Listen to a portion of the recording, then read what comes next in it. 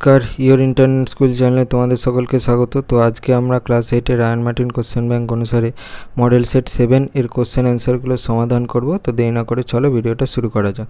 তো প্রথমে বলেছে ফিজিক্যাল সায়েন্সের 1-1 এসআইতে জলের আপেক্ষিক তাপের মান option A 1 calorie per gram degree Celsius, option B 4.2 joule per kg into kelvin, option C 1 joule per kg into kelvin, option C 4200 joule per kg into kelvin. তাহলে সঠিক অপশানটা হবে হচ্ছে option D 4200 joule per kg into kelvin. তারপর একের দিয়ে বলেছে নির্দিষ্ট গলনাঙ্ক নেই যে পদার্থটির, সেটি হলো অপশান এ তামা, অপশান বি লোহা, অপশান সি কাঁচ, অপশান ডি বরফ। সঠিকটা হচ্ছে অপশান সি কাঁচ।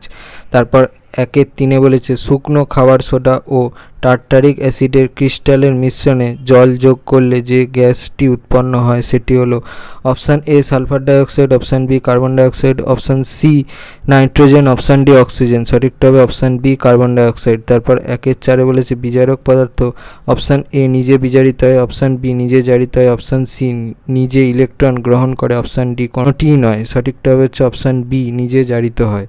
তারপর 1-5 বলেছে CH3COH হলো অপশান এ তড়িৎ অবিশ্লেষ্য পদার্থ, অপশান বি তীব্র তড়িৎ বিশ্লেষ্য পদার্থ, অপশান সি মৃদু তড়িৎ বিশ্লেষ্য পদার্থ, অপশান ডি কোনোটিই নয়। সঠিকটা হবে অপশান সি মৃদু তড়িৎ বিশ্লেষ্য পদার্থ। তারপর 1-6 বলেছে অম্লায়িত জলে তড়িৎ বিশ্লেষণে ক্যাথোডে উৎপন্ন গ্যাসটি হলো option A N2, option B H2, option C CO2, option D O2। সঠিকটা হচ্ছে অপশান বি H2।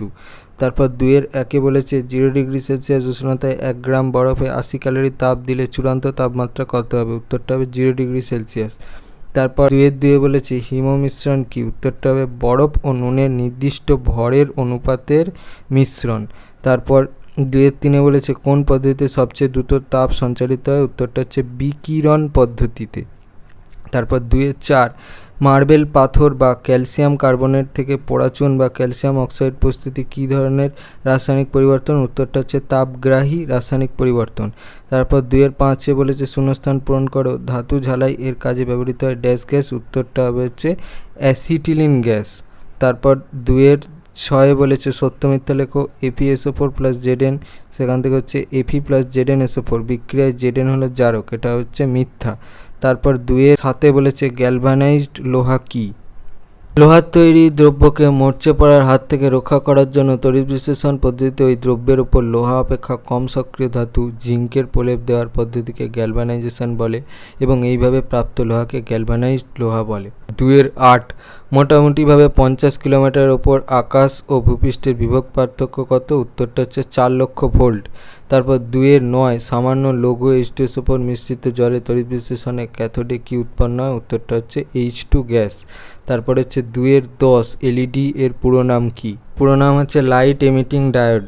একে বলেছে প্রমাণ চাপে 50 গ্রাম জল 20 ডিগ্রি সেলসিয়াস উষ্ণতা থেকে স্ফুটনাঙ্কে পৌঁছতে কত তাপ গ্রহণ করবে? গৃহীত তাপ এই জলের ভর ইন্টু আপেক্ষিক তাপ ইন্টু উষ্ণতা বৃদ্ধি। জলের ভর এখানে 50, জলের আপেক্ষিক তাপ হচ্ছে 1, তো উষ্ণতা বৃদ্ধি হচ্ছে 100 - 20 ক্যালোরি, তাহলে সেখান থেকে লিখতে পারি 50 × 80 ক্যালোরি, তার মানে হচ্ছে 4000 ক্যালোরি। যেহেতু 1 ক্যালোরি = 4.2 জুল, তাতে H = 4000 ক্যালোরি, তার মানে লিখতে পারি হচ্ছে 4000 × 4.2 জুল, তার মানে হচ্ছে অতএব প্রয়োজনীয় তাপ হচ্ছে 16800 জুল। তার মানে হচ্ছে এখানের উত্তরটা এটা হবে যে প্রমাণ চাপে 50 গ্রাম জল 20 ডিগ্রি উষ্ণতা থেকে স্ফুটনাঙ্কে পৌঁছতে 16800 জুল তাপ গ্রহণ করবে। তারপর 2-3 বলেছে একটি বিক্রিয়ার মাধ্যমে দেখাও যে জারণ বিজারণ একসঙ্গে ঘটে। রাসায়নিক বিক্রিয়া জারণ ও বিজারণ সর্বদা একই সঙ্গে ঘটে। এটি একটি উদাহরণের সাহায্যে দেখানো হলো। কালো রঙের লেড সালফাইডের সঙ্গে হাইড্রোজেন পারঅক্সাইডের বিক্রিয়ায় সাদা রঙের লেড সালফেট ও জল উৎপন্ন হয়। এখানে PbS H2O2 দ্বারা জারিত হয়ে PbSO4 উৎপন্ন করে এবং H2O2 বিজারিত হয়ে জলে পরিণত হয়। সমীকরণটা দেখানো আছে যেখানে PbS থেকে PbSO4 এটা জারণ হচ্ছে আর 4H2O2 থেকে 4H2 এটা বিজারণ হচ্ছে। এইভাবে সব রকম জারণ বিজারণ বিক্রিয়াগুলি লক্ষ্য করলে দেখা যায় যে জারণের সময় জারক পদার্থ নিজে বিজারিত হয় এবং বিজারণের সময় বিজারক পদার্থ নিজে জারিত হয়। সুতরাং জারণ এবং বিজারণ একই বিক্রিয়ায় একই সঙ্গে ঘটে থাকে। তারপরে হচ্ছে 3 বলেছে কোনো তরলের স্ফুটনাঙ্ক কী কী বিষয়ের উপর নির্ভর করে? স্ফুটনাঙ্ক নিম্নলিখিত বিষয়ের দ্বারা সরাসরি প্রভাবিত হয়। 1 তরলের প্রকৃতি, তরল পদার্থটি কী ধরনের তার উপর তরলের স্ফুটনাঙ্ক নির্ভর করে। উদ্বায়ী তরলের স্ফুটনাঙ্ক কম হয়। 2 অপদ্রব্যের উপস্থিতি, তরলে কঠিন অপদ্রব্য দ্রবীভূত অবস্থায় থাকলে তরলের স্ফুটনাঙ্ক বেড়ে যায়। যেমন লবণ মিশ্রিত থাকায় সমুদ্র জলের স্ফুটনাঙ্ক 100 ডিগ্রি সেলসিয়াস থেকে বেড়ে প্রায় 110 ডিগ্রি সেলসিয়াস হয়। আবার গ্যাসীয় অপদ্রব্য স্থির থাকলে তরলের স্ফুটনাঙ্ক কমে যায়। তরলে অপদ্রব্যের ক্ষেত্রে মিশ্রণের স্ফুটনাঙ্ক উপাদান তরল দুটির স্ফুটনাঙ্কের মাঝামাঝি হয়। 3. তরলের উপরিস্থিত চাপ। তরলস্থিত মাধ্যম দ্বারা প্রযুক্ত চাপ প্রমাণ চাপ অপেক্ষা বেশি হলে তরলের স্ফুটনাঙ্ক তার স্বাভাবিক স্ফুটনাঙ্ক অপেক্ষা বেশি হয়। যেমন চাপ বৃদ্ধিতে বিশুদ্ধ জলের স্ফুটনাঙ্ক প্রায় 1 ডিগ্রি সেলসিয়াস বৃদ্ধি পায়। প্রেসার কুকার অপারেশন ব্যবহৃত ছুরি কাঁচি জীবাণুমুক্ত করার কাজে লাগানো হয়। ওই তরলের ওপর চাপ হ্রাস পেলে ওই তরলের স্ফুটনাঙ্ক কমে যায়, অর্থাৎ তরলটি স্বাভাবিক স্ফুটনাঙ্ক অপেক্ষা কম উষ্ণতায় ফোটে। এই ধর্মকে কাজে লাগিয়ে ঘনীভূত দুধ তৈরি করা হয়।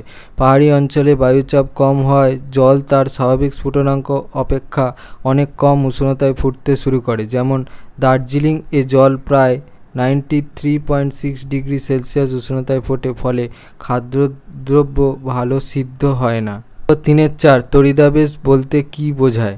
আহিত বস্তুকে অন্য একটি অনাহিত পরিবাহীর কাছে আনলে পরিবাহী প্রান্তে তড়িৎ আধান ও দূরতম প্রান্তে সমপ্রকৃতির আধান সৃষ্টি হয়, অর্থাৎ পরিবাহীটি সাময়িকভাবে তড়িৎগ্রস্ত হয়। এই ঘটনাকে তড়িদাবেশ বলে। আহিত বস্তু সরিয়ে নিলে পরিবাহীটি আবার আধানশূন্য হয়ে পড়ে। 3.5 বিশ্লেষণের পরীক্ষা। বাড়ির ইলেকট্রিক লাইন থেকে বিদ্যুৎ নিয়ে কখনোই করা যাবে না, কেন? সমমুখী ডিসি তড়িৎ প্রবাহের ফলে তড়িৎ বিশ্লেষণ ও তড়িৎ লেপন ঘটে। আমাদের বাড়ির ইলেকট্রিক লাইন পরিবর্তী প্রবাহ অর্থাৎ এসি, তাই তড়িৎ বিশ্লেষণের পরীক্ষা বাড়ির ইলেকট্রিক লাইন থেকে বিদ্যুৎ নিয়ে কখনোই করা যাবে না। 3.5 অথবা ইলেকট্রিক মিস্ত্রিরা যখন চালু লাইনে কাজ করেন তখন বাঁশ বা কাঠের সিঁড়িতে দাঁড়িয়ে কাজ করেন, কেন? মিস্ত্রিরা যখন চালু লাইনে কাজ করেন তখন তাদের বিভিন্ন ইলেকট্রিক যন্ত্রাংশ, বৈদ্যুতিক তার প্রভৃতি পরীক্ষা করতে হয়।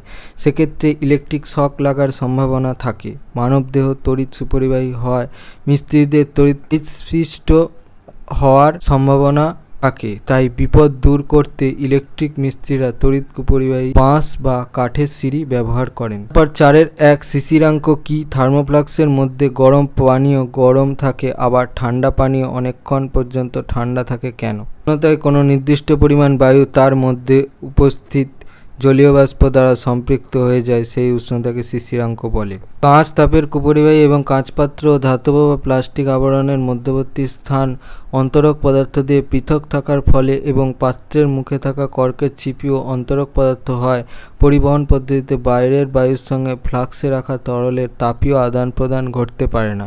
আবার কাঁচপাত্র দুটির দেয়াল প্রায় বায়ুশূন্য থাকায় পরিবহন ও পরিচালন পদ্ধতিতে বাইরে থেকে তাপ ভেতরে যেতে বা ভেতর থেকে বাইরে আসতে পারে না। কাঁচের দেয়াল দুটি মুখোমুখি অংশ পারদ বা রূপোর প্রলেপ লাগিয়ে চকচকে করা হয়, ফলে বিকিরণ পদ্ধতিতে তাপ সঞ্চালন ঘটার সময় মসৃণ পৃষ্ঠ থেকে বিকীর্ণ তাপ প্রতিফলিত হয়ে যায়, ফলে এই পদ্ধতিতে তাপ সঞ্চালনও ব্যাহত হয়। সুতরাং সংশ্লিষ্ট ব্যবস্থাগুলির মাধ্যমে তাপ সঞ্চালনের 3টি প্রক্রিয়ায় কার্যকারী হওয়ার সুযোগ না থাকায় দীর্ঘ সময়ের জন্য ফ্লাক্সের অভ্যন্তর এবং বাইরের পরিবেশের মধ্যে তাপের গ্রহণ ও বর্জন ঘটে না, ফলে উষ্ণতাও অপরিবর্তিত থাকে। এই কারণেই থার্মোফ্লাক্সের মধ্যে গরম পানীয় গরম থাকে, আবার ঠান্ডা পানীয় অনেকক্ষণ পর্যন্ত ঠান্ডা থাকে। তারপর 4.2 রূপোর গয়নার ওপর সোনার প্রলেপ দিতে ক্যাথোড, অ্যানোড এবং তড়িৎ বিশ্লেষ্য পদার্থ হিসাবে কি নেওয়া হয়? তৈরি গয়নার উপর সোনার প্রলেপ দিতে ক্যাথোডে রূপোর গয়না, অ্যানোডে বিশুদ্ধ সোনার পাত আর তড়িৎ বিশ্লেষ্য হিসেবে পটাশিয়াম অরোসায়ানাইড ব্যবহার করা হয়। 4.2 অথবা তড়িৎ বিশ্লেষণ কাকে বলে? জলের তড়িৎ বিশ্লেষণে জলের সঙ্গে সামান্য অ্যাসিড মেশানো হয়, কেন?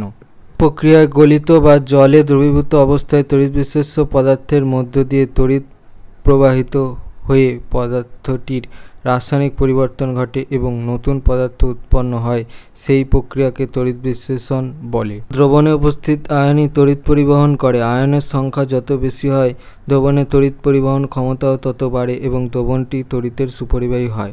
সাধারণ অবস্থায় জল তড়িৎ সুপরিবাহী নয়। বিশুদ্ধ জল খুব সামান্য পরিমাণে আয়নিত হয়ে H+ ও OH- আয়ন উৎপন্ন করে, কিন্তু জলে সামান্য অ্যাসিড বা ক্ষার যোগ করলে তাদের উপস্থিতিতে জলের অণুর বিয়োজন বৃদ্ধি পায়, ফলে দ্রবণে আয়নের সংখ্যা বৃদ্ধি পাওয়ায় দ্রবণ তড়িৎ পরিবহন করে। বিক্রিয়া H2O বহুমুখী বিক্রিয়া করে H+OH- H2O+H+, সেখান থেকে বহুমুখী বিক্রিয়া হয় H3O+ উৎপন্ন হয়। 4-3 কী উপায়ে লোহায় মরচে পড়া রোধ করা যেতে পারে? নিবারণের উপায়গুলি হলো: 1. লোহার গায়ে আলকাতরা বা তেল রং লাগালে মরচে পড়ে না। 2. তড়িৎ বিশ্লেষণ পদ্ধতিতে লোহার গায়ে নিকেল বা ক্রোমিয়ামের প্রলেপ দিলে মরচে পড়ে না। 3. লোহার গায়ে লেড দ্বারা নির্মিত রং লাগালে লোহায় মরচে পড়ে না। 4. লোহার ওপর দস্তার প্রলেপ গ্যালভানাইজেশন এবং টিনের প্রলেপ টিন প্লেটিং দেওয়া হলে মরচে পড়ে না। 5. লোহার সঙ্গে কার্বন, ক্রোমিয়াম প্রভৃতি মিশিয়ে স্টিল রূপে ব্যবহার করা যেতে পারে। 6. লোহার জিনিসকে গাঢ় HNO3-তে ডোবালে তাতে ফেরোস্ফোরিক অক্সাইডের আস্তরণ পড়ে। এভাবেও লোহায় মরচে পড়া আটকানো সম্ভব। লাইফ সায়েন্স পোর্শনে 1 বলেছে প্রদত্ত কোন জোটটি তন্ডুল জাতীয় ফসল? এতে বলে চা মটর, বিতে বলেছে আদা হলুদ, সিতে বলেছে চা কফি, ডিতে বলে ধান গম। তাহলে সঠিক অপশানটা হচ্ছে অপশান ডি, ধান গম। তারপর 1-2 প্রদত্ত কোন মৌলগুলি উদ্ভিদের মুখ্য খাদ্য উপাদানের অন্তর্গত? অপশান এতে বলেছে FeCUB, অপশান বিতে বলেছে NPK, অপশান সিতে বলেছে MOZNCl, অপশান ডিতে বলেছে NIBR।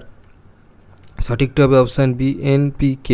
তারপর 1-3 বলেছে চাষের জমিতে ব্যবহৃত ড্যালাপোন এবং পিক্লোরাম হলো অপশান এ পতঙ্গনাশক, অপশান বি জৈব সার, অপশান সি অজৈব সার, অপশান ডি আগাছানাশক। সঠিকটা হবে অপশান ডি আগাছানাশক। তারপর 1-4 পশ্চিমবঙ্গে যে আমগুলি যথাক্রমে সবথেকে আগে এবং সবথেকে শেষে পাকে সেগুলি হলো অপশান এ হিমসাগর এবং গোলাপ খাস, অপশান বি গোলাপ খাস এবং ঝুমকো ফজলি, অপশান সি পেয়ারাফুলি এবং ল্যাংড়া, অপশান ডি আম্রপালি এবং রানী পসন্দ। তাহলে সঠিক অপশানটা হবে হচ্ছে অপশান বি গোলাপ খাস এবং ঝুমকো ফজলি। তারপর 2 বলেছে শূন্যস্থানে উপযুক্ত শব্দ বসিয়ে বাক্যটি সম্পূর্ণ করে লেখো। 1 বলেছে চা বাগানের মাঝে মাঝে সিলভার ও ওক জাতীয় গাছ ড্যাশ এর কাজ করে। উত্তরটা হচ্ছে ছায়ার। তারপরে 2 বলেছে পুঁটি মাছ হলো এক প্রকার ড্যাশ কার্প। উত্তরটা হচ্ছে মাইনর। তারপর 2-3 বলেছে মুরগির ডিম অপরিহার্য ড্যাশ অ্যাসিডের যোগান দেয়। উত্তরটা হচ্ছে অ্যামিনো। তারপর 3 বলেছে নিচের বাক্যগুলো যেটি সত্য তার পাশে টি এবং যেটি মিথ্যা তার পাশে এফ লেখো। 1 বলেছে রবি ফসল বর্ষার উপর নির্ভরশীল, এটা ফলস হবে। আর 2 বলেছে শস্য আবর্তনের মাধ্যমে উদ্ভিদের পুষ্টি উপাদান ফিরিয়ে আনা যায়, এটা ট্রু হবে। তারপর 4-1 বলেছে ভিটামিন এ এর চাহিদা মেটাতে সক্ষম এমন ধানের ভ্যারাইটির নাম কি? উত্তরটা হবে গোল্ডেন রাইস। তারপর 2 বলেছে জোর কলমের একটি অংশ স্টক হলে অপর অংশটি নাম লেখো। উত্তরটা হচ্ছে সিয়ন। তারপর 4-3 বলেছে কৃষি বিজ্ঞানে কোন শাখায় ফল আর সবজি চাষের পদ্ধতি নিয়ে আলোচনা করা হয়? উত্তরটা হচ্ছে হর্টিকালচার, HORTICULTURE। তারপর 5-1 বলেছে জমিতে জলসেচের ক্ষেত্রে ব্যবহৃত আধুনিক 2টি পদ্ধতির নাম লেখো যেগুলির দ্বারা জলের অপচয় কমানো সম্ভব। উত্তরটা হচ্ছে ফোয়ারা ও ড্রিপ পদ্ধতি। তারপর 5-2 বলেছে ধানের বীজ শোধনের 2টি পদ্ধতির নাম লেখো। উত্তরটা হচ্ছে শুষ্ক ও সিক্ত পদ্ধতি। তারপর 5-3 বলেছে চা পাতা তোলার পদ্ধতি আলোচনা করো। অঙ্কুল পর্বমধ্য ও তার নিচে 2টি বা 3টি পাতা সমেত কচি কাণ্ডের অংশ হাত দিয়ে তোলা হয়। এই চা পাতা তোলার ওপরেই চা এর গুণাগুণ নির্ভর করে। 6-1 বলেছে একটি রেখাচিত্রের দ্বারা মৌমাছির জীবনচক্র দেখাও। এটা দেখে নাও। 6-2 বলেছে পিসিকালচার কি? বহিরাগত কার্পের 2টি উদাহরণ দাও। বিজ্ঞানসম্মত পদ্ধতিতে মাছের প্রতিপালন, বৃদ্ধি, প্রজনন, রোগ নিয়ন্ত্রণ, আহরণ, সংরক্ষণ ও মাছকে বিক্রয়যোগ্য পণ্যে রূপান্তরিত করা হয় তাকে পিসিকালচার বলে। কার্পের 2টি উদাহরণ হচ্ছে সিলভার কার্প, গ্রাস কার্প। তারপর 6 জৈব সার অজৈব সারের চেয়ে উৎকৃষ্ট কেন? অজৈব সারের চেয়ে ভালো কারণ 1 জৈব সার মাটির জল শোষণ ও জলধারণ ক্ষমতা বৃদ্ধি করে। জৈব সার মাটিকে রন্ধ্রযুক্ত করে, ফলে মাটির গভীরে সহজেই আলো, বায়ু প্রভৃতি প্রবেশ করে ও মাটি উর্বর হয়ে ওঠে। 3. জৈব সার মাটিতে থাকা উপকারী অণুজীবের সংখ্যা ও তাদের কার্যক্ষমতা বাড়িয়ে দেয়। 4. জৈব সার মাটিতে দ্রুত মিশে যায়, ফলে এটি কখনোই মাটির স্বাভাবিক গঠন ও কার্যক্ষমতা নষ্ট করে না। 5. জৈব সার পরিবেশ বান্ধব হয়, কখনোই বায়ু দূষণ বা জল দূষণ ঘটায় না। যদি এই ভিডিওটা ভালো লেগে থাকে তাহলে ভিডিওটাকে অবশ্যই লাইক করে দিও এবং আমাদের চ্যানেলটাকে অবশ্যই সাবস্ক্রাইব করে দিও। এই ধরনের ভিডিও নোটিফিকেশান জলদি পেতে হলে আমাদের চ্যানেলটাকে সাবস্ক্রাইব করার পাশাপাশি পাশে থাকা বেল আইকনে গিয়ে অবশ্যই ক্লিক করে দেয়, যাতে করে ভিডিও আপলোড হওয়ার সাথে সাথে তোমরা তার নোটিফিকেশান পেয়ে যাও। আর দেখবে ভিডিও ডিসক্রিপশানে আমাদের টেলিগ্রাম এবং হোয়াটসঅ্যাপ গ্রুপের লিঙ্ক দেওয়া আছে, সেখানে তোমরা জলদি জয়েন হয়ে যাও এই সমস্ত কোশ্চেন আনসার সলভেশনের পিডিএফ এবং অন্যান্য সাজেশনের ফ্রি পিডিএফগুলো কালেকশন করার জন্য। তো আজকের মতো ভিডিওটা দেখা হচ্ছে পরবর্তী ভিডিওতে।